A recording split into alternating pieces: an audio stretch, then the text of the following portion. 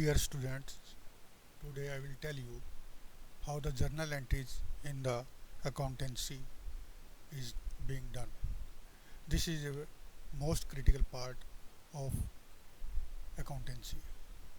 If you understand and the basic is clear to you, you will be able to do journal entry of any type. Now see debit and credit of journal entry in double entry bookkeeping. What it is said, accountants and bookkeepers record transaction as debit and credits while keeping the accounting equation constantly in balance. Accounting equation is there is a word accounting equation because this is based on double entry system. So what is debited and what amount is debited, the equal amount is credited. So there is always an equation. तो दोस्तों, मैं आज आपको इतना clear आपको debit और credit करना सिखा दूंगा कि आप कभी भी इसमें मार नहीं खाएंगे।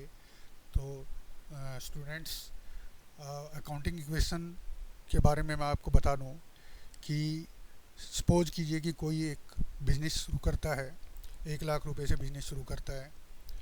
तो 1 लाख रुपए उसने अपने पॉकेट से कंपनी में लगाए 1 लाख रुपया। अब उस 1 लाख रुपए से वो 20,000 की मशीनरी खरीदता है।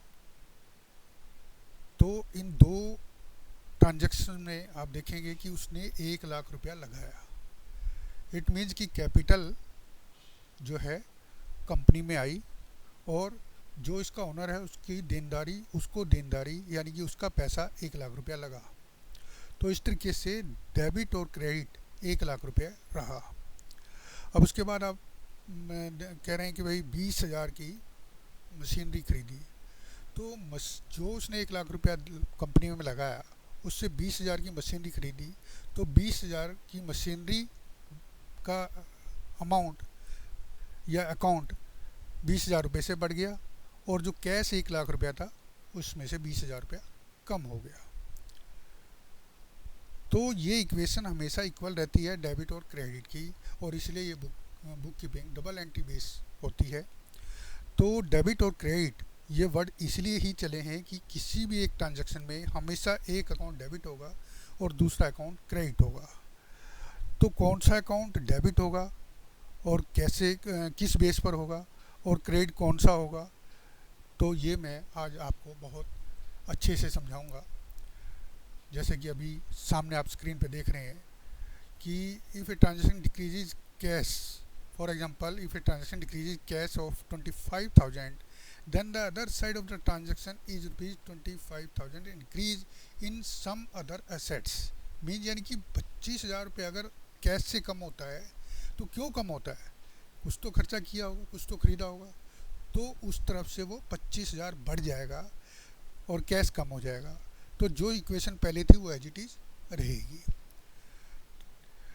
This illustration summarise the basic rules of debit and credits by long standing convention.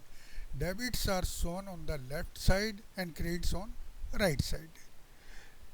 तो ये भी आप देखेंगे कि मैं आगे समझाऊंगा डेबिट क्रेडिट में जर्नल एंट्री करते हुए।